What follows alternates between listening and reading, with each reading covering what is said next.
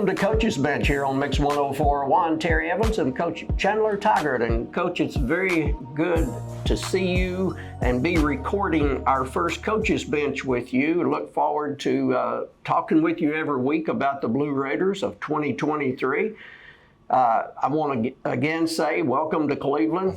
Coach, there is more excitement, in my opinion, this year in the community with the new staff and new players and returning players at Cleveland football than we've had in a while. Yeah, I mean, it's been a great offseason so far, so thanks for having me. Excited to do this. It's going to be fun. Let's start off talking about the overall team as far as if you had adjectives to describe the 2023 Raiders, what would they be? Brand new, I guess.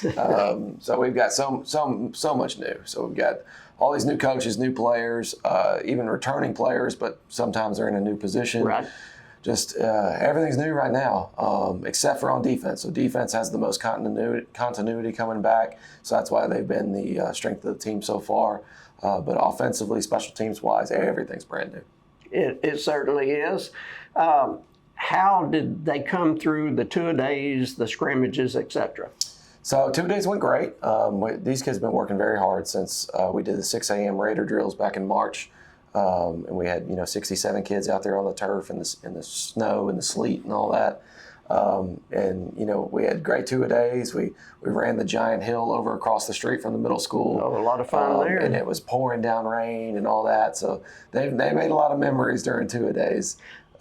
So they'll be talking about that one for a while. I'm sure they will. I'm sorry I missed that. Yeah.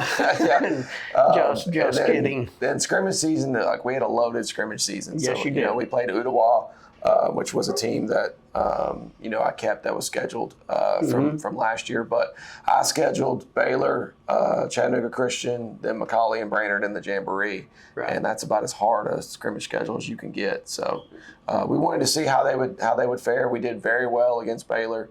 At CCS, we did well at times, but struggled with snapping the balls. And we've exchanged playing with different centers.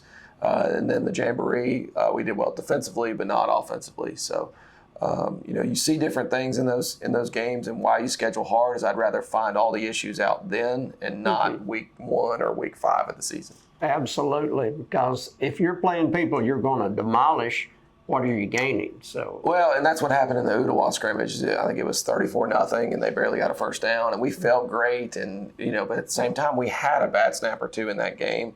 But it wasn't as glaring of an issue because we snapped it over our head, and then we made a 42-yard field goal, and we were excited about that. Well, right. Hold on now. We forgot we had a bad snap in that scrimmage. It just showed up when you're playing a better team when we saw CCS. More costly.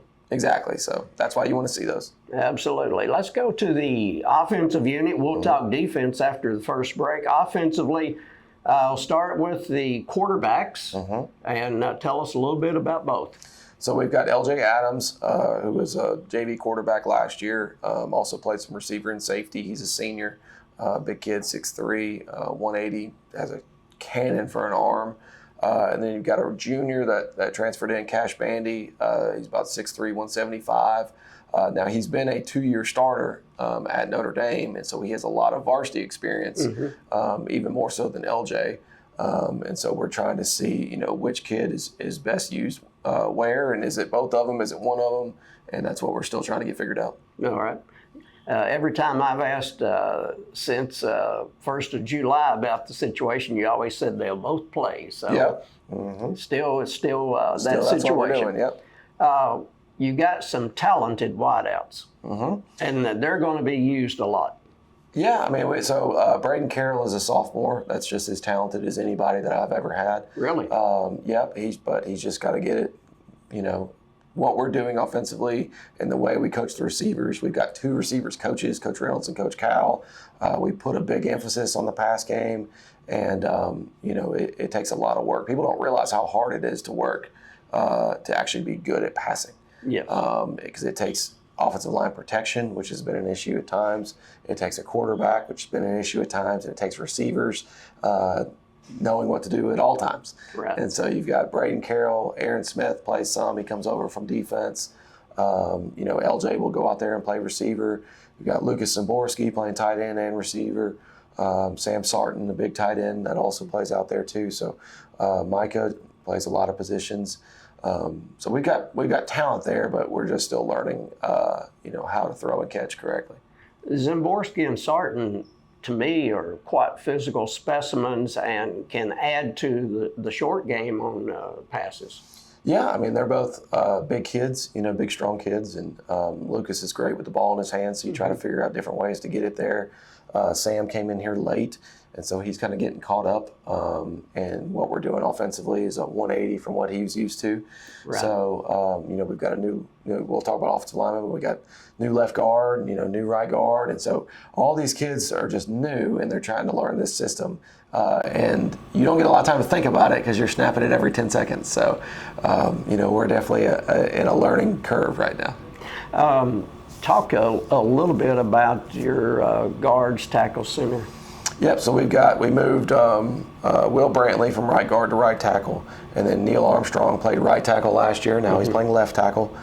Nate Carter is playing left guard, who's a new student here.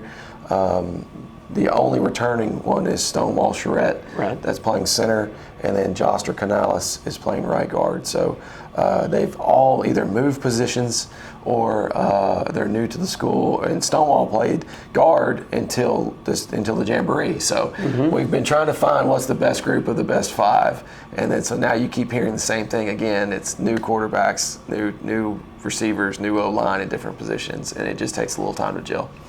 That it does. We'll take our first break on Coach's Bench with Coach Tigard. This is Terry Evans saying stay tuned to Mix 1041 and the Mix 1041 app, and we'll be back in just a moment. Segment 2 of Coach's Bench here on Mix 1041. Also, you can view it on the Mix app, and we appreciate all the guys back at the station that make things work for us really, really well. And Coach, a kind of a new location for this week. We're in Al Morris's office, and we appreciate Al being a good host. And we'd like to give him a hard time at every possibility, but we appreciate his hospitality. Now check out this new wall, Terry. Yeah, this is I nice. saw that. That's amazing. But we'll have Coach Morris on here one day and talk about the overall athletic program. But for right now, let's go to the Cleveland D and tell us your thoughts about it. Man, they've been doing great. We returned a lot of players. We returned, I believe, 7 starters from last year on defense. And defensively, we were pretty solid last year. We hired Coach Manis to come over from Tyner off their state championship team, and then we brought in some good coaches on that side of the ball. And from the first scrimmage, the first 7-on-7, all the way on, we've been doing really well on defense. Some of the keys, I know in talking with you during preseason and all, you're very optimistic on your D-line, your linebackers. A little bit about them. Yeah, so defensive line and linebackers are the strength of the team. We've got A.J. Westfield, a sophomore defensive tackle who's got a chance to be a very big-time player coming out of here. He's had a great scrimmage season. You've got 2 seniors, Anthony Davis and Ethan Bilbao.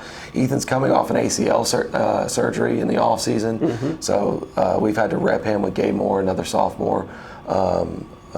Also Zoe, playing out there a lot. Where Ant is solid. He's there every day, does a great job. And then we moved Ronnie over from left guard. Now he's playing a lot of defensive tackle. He's a big fella, over about 400 pounds. Yes. So he's a tough guy to move. And then we've returned 3 starting senior linebackers. So you've got Dylan Harold, Cam Lockerbie, Avery Hughes, and so they're definitely the leaders and strength of the team. They've had a lot of contact over the last couple of years, so they have seen, I guess, about everything on the football field the last couple of years. Yeah, and they're really smart. So both Dylan and Cam are 4.0 students. So they understand everything we're trying to do defensively. We put a lot on them up front. Right. And we run a lot of different stunts and blitzes and twists, and we read things, and we do a lot more up front than most high school defenses I've had to go against, which gives us a huge advantage. And then also they're talented kids on top of that. So we've got a scheme advantage, we think, and then also talent-wise, and so we're pretty fired up about how they're doing.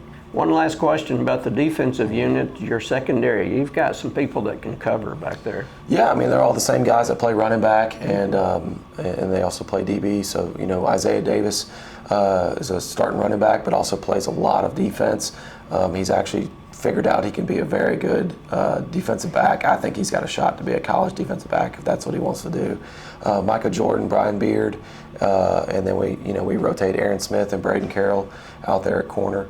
So Aaron kind of holds down the fort. He was a returning starter last year at corner, and we just rotate. We've got about 5 or 6 guys for 4 spots, and we rotate them and try to keep them fresh, and also rotate them on offense. So we're doing the same thing on both sides of the ball there. I forgot to mention Isaiah as the running back when we were talking offense. Seems like a very good runner to me on the times that I've seen him. Coach Riggs is really coaching him up well. He does well. We've got actually 3 guys that we're going to rotate. Micah Jordan, Brian Beard, and Isaiah.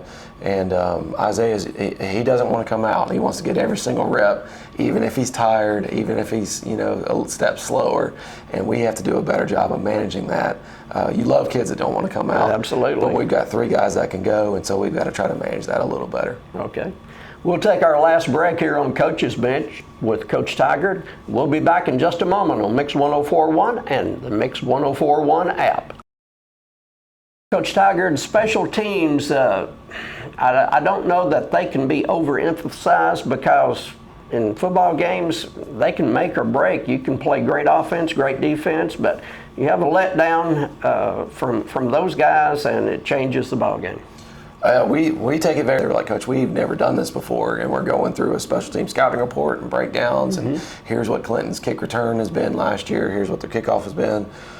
We do some different things on special teams than what people are used to seeing, and so we do take it very seriously, and we've been putting a lot of emphasis on it this offseason. Look forward to seeing it tonight up at Clinton. One last question for Coach Tigard on Coach's Bench.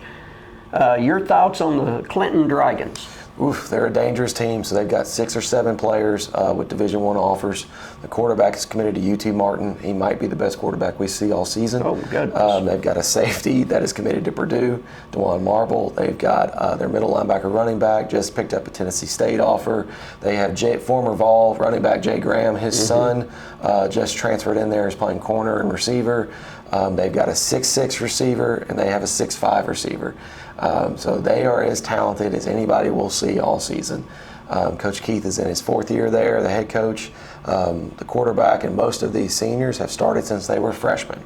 So this is supposed to be one of their best years they've had in the last 20 years there. It's their home opener. Yeah, there's a lot of excitement There's for a that lot program. of excitement for them. The stadium's going to be packed. It's at Dragon Stadium. It's got a turf field, and it's a massive challenge for us. So for a year 1 program trying to change so much going in, and they're all 4-year starters, and there's 71 guys, it's going to be an awesome challenge for us. But in the end, here's hoping for a big blue win up at Clinton tonight. If you can't be there, the game will be on Mix 104.1. Coach, thanks for the first Coach's Bench program for this year. We'll do this each and every week with Coach Tigard. For everybody here at Cleveland, Terry Evans saying, stay tuned for the ball game. Go Raiders.